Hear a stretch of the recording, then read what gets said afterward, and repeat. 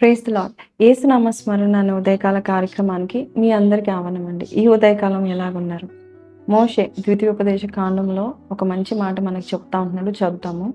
30వ అధ్యాయము 19వ వచనం. నేడు జీవమును మరణమును ఆశీర్వాదమును శాపమును నేను నీ ఎదుటను ఉంచి భూమ్యాకాశములను మీ మీద సాక్షులుగా పిలుచుచున్నాను. 20వ వచనం కూడా చదువుతాము.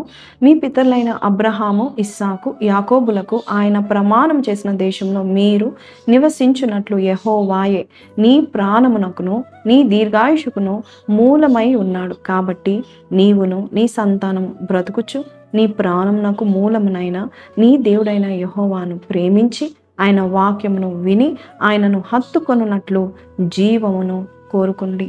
ఈరోజు ఈ వాగ్దానం ఏంటంటే, నీవు దేవుని కొరకు ఒక నిర్ణయం తీసుకుంటే, ఆధ్యాత్మికంగా ఒక నిర్ణయం నువ్వు తీసుకున్నట్లయితే, నేను దేవుని ప్రేమించాలి అన్న నువ్వు తీసుకున్నట్లయితే ఆశీర్వాదాలు నీ వెంట వస్తూ ఉంటాయి.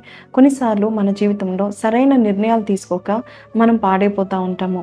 ఒక్కొక్కసారి మనం అసలు ఎందుకు జీవిస్తామో తెలీదు. గాలిలో ఎగురుతున్న గాలి పట్టం వల్లే ఎటు వెళ్తున్నామో అటువంటి స్థితిలో చాలా మంది జీవిస్తూ ఉంటున్నారు.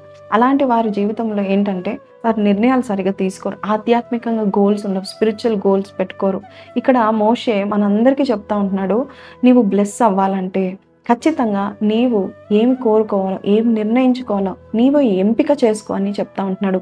పౌలు, ఎస్తేరు, దానియేలు, షడ్రక్, మేషక్, అబేద్నెగోలు, దావీదు లాంటి వారు కూడా నిర్ణయాలతో వారు గొప్పవారు అయినట్టుగా మనం చూస్తూ ఉంటున్నాం.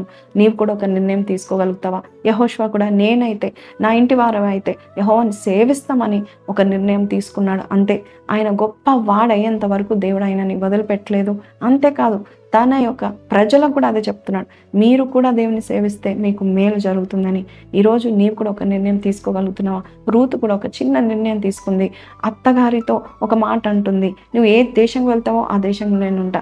నువ్వు ఆ దేవుణ్ణి, ఏ దేవుని అయితే నువ్వు ప్రేమిస్తున్నావో, కొలుస్తున్నావు, అదే దేవుని నేను ప్రేమిస్తాను, అదే దేవుని నేను కొలుస్తాను. నువ్వు ఎక్కడ చనిపోతావు అదే భూమిలో నేను ఉంటాను. ఒక చిన్న నిర్ణయం తీసుకుంది, ఒక మంచి నిర్ణయం తీసుకుంది. కాబట్టి ఆమె జీవితం సెటిల్ అయిపోయింది, గొప్పగా ఉన్నతంగా సెటిల్ అయిపోయింది. చాలా మంది నిర్ణయాలు తీసుకోకుండా అలా నాంచుకుంటూ అలా గాలి పట్టంగా గాలి ఎటు తీసుకెళ్తే అటు వెళ్దాంలే అనుకున్నట్టుగా ఉంటారు. ఇంగ్లీష్లో ఒక సామెత ఉంది, go with the flow, enjoy the show అనే ఒక సామెత ఉంది. చాలా మంది ఇదే పాటిస్తూ ఉంటారు. ఫ్లోలో వెళ్ళిపోదాము, షోని ఎంజాయ్ చేద్దాం అంటూ ఉంటారు. ఫ్లోలో వెళ్ళిపోయేది క్రైస్తవ జీవితం కానే కాదు. ఎదురు ఈదేది క్రైస్తవ జీవితం. చచ్చిన చేపలే మరి ఫ్లోలో వెళ్ళిపోతూ ఉంటాయి, కానీ ఎదురు ఈదేదే నిజమైన చేప. ఈరోజు మన జీవితంలో కూడా, దేవా నీ కొరకు నేను ఒక స్పిరిచువల్ గోల్ని పెట్టుకుంటాను, నా జీవితం కొరకు నేను పెట్టుకుంటాను, ఆశీర్వాదాలన్నీ కూడా పొందుకోవడానికి నేను నిర్ణయాలు తీసుకుంటాను అన్నట్లయితే ఖచ్చితంగా దేవుడు నీ ముందు ఆశీర్వాదం అనే ద్వారము, అలాగే శాపం అనే ద్వారము, జీవం అనే ద్వారము, మరణం అనే ద్వారము పెట్టి ఉన్నాడు.